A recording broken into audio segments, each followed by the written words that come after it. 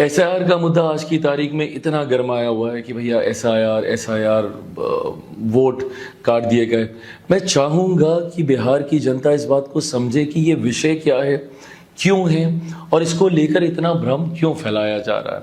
पहली बात तो एसआईआर एक ऐसा इंटेंसिव रिवीजन है जो पहली बार देश में नहीं लागू किया गया।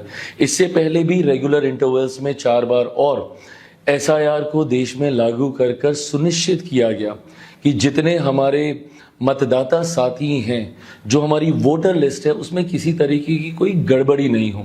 समय समय पर रेगुलर इंटरवल्स में आज़ादी के बाद से 4 बार इस प्रक्रिया को पहले भी देश अपना चुका है। हूबहूब उसी स्थिति में एक बार फिर से एसआईआर की प्रक्रिया को अपनाया गया। इस बार बस फर्क इतना है, इस बार से बदलाव इतना है कि इसमें हमने टेक्नोलॉजी को हमने इन्वॉल्व किया है। पहले आपको फिजिकली जाके सारे डॉक्यूमेंटेशंस आपको सबमिट करने पड़ते थे, पहले आपको फिजिकली ये सारी चीज़ें जाकर आपको बोलनी पड़ती थी, बट आज आप टेक्नोलॉजी के माध्यम से ऑनलाइन भी आप इसको सबमिट कर सकते हैं।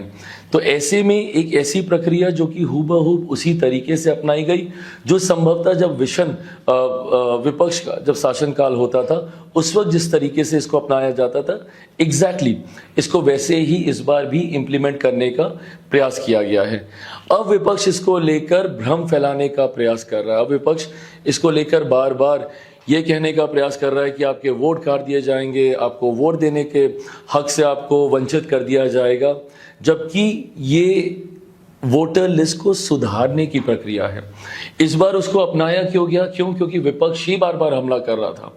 अगर आप सबको याद होगा, लोकसभा चुनाव के दौरान से विपक्ष ने एक ये नया हथियार अपने हाथ में लिया कि भैया वोटर लिस्ट में धांधली हो रही है, वोटर लिस्ट में गड़बड़ी की जा रही है, और विपक्ष ने लगातार इसको लेकर हो हल्ला मचाने का काम किया। उन्होंने लोकसभा चुनाव के दौरान किया, उसके तुरंत बाद हुए महाराष्ट्र और झारखंड में चुनाव हुए। महाराष्ट्र को तो लेकर आज तक हम लोग के ऊपर आरोप लगाए जाते हैं कि भैया आपने वोटर लिस्ट में धांधली की, आपने वोट जोड़े, वोट घटाए, जिसकी वजह से आपने महाराष्ट्र में सरकार बनाई, और बहुत कन्वीनियंटली ये भूल जाते हैं कि at the same time Jharkhand में आपकी सरकार बनी। महाराष्ट्र में अगर आप नहीं जीते तो वो गड़बड़ी वोटर लिस्ट की, उसके लिए हम लोग जिम्मेदार। पर अगर झारखंड में अगर आप जीत गए तो वहाँ की वोटर लिस्ट भी ठीक थी, वहाँ की ईवीएम्स भी ठीक थी, वहाँ पे कोई गड़बड़ी नहीं हुई। एक समय पे एक साथ हुए 2 चुनाव के 2 अलग परिणाम। एक परिणाम आपके पक्ष में आता है, वो परिणाम बिल्कुल सही है, पर दूसरा आपके पक्ष में नहीं आता है तो वो गलत है। एक कहावत है, अंगूर खट्टे हैं। ये कहीं ना कहीं उस सोच के साथ विपक्ष आगे बढ़ रहा है।